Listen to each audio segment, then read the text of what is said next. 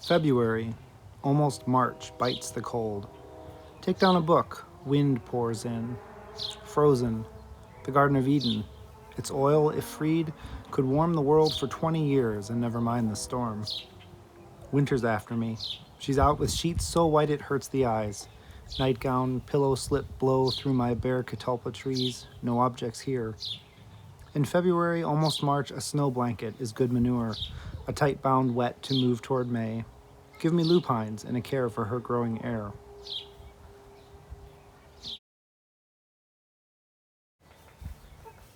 The broad-leaved arrowhead grows vivid and strong. In my book says, underneath the surface of the stream, the leaves are narrow, long. I don't investigate. Mark the page. I suppose if I sat down beside a frost and had no printed sign, I'd be lost.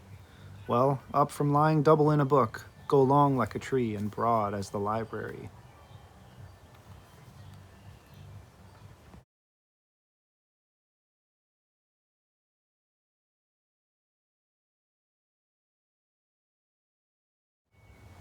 Hi everybody, welcome back to another episode of Backyard Poetry. I'm Steev Baker from the Prairie Public Library, and today I read a couple of poems by a local poet named Lorine Niedecker. And Lorine Niedecker, who passed away in 1970, is best known as part of a loose group of poets called the Objectivists.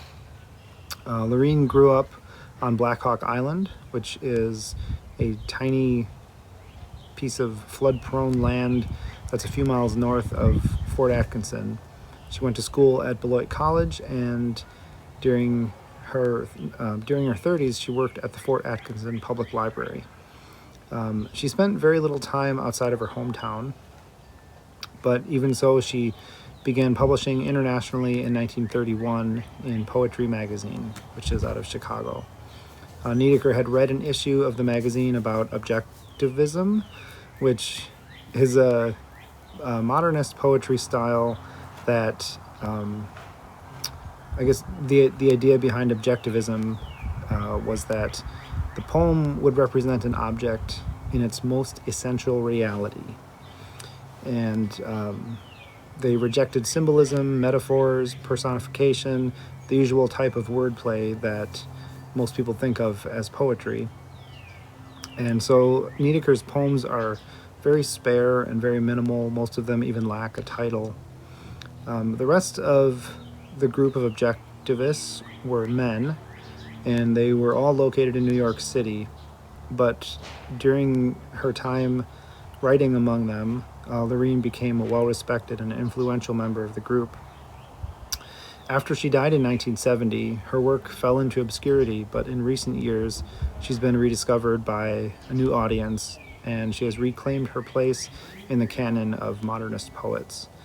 You can find out more about Lorine Niedecker at lorineniedecker.org, or listen to the episode Poet's Work from a podcast that we did last year, The Tallest Building in Town.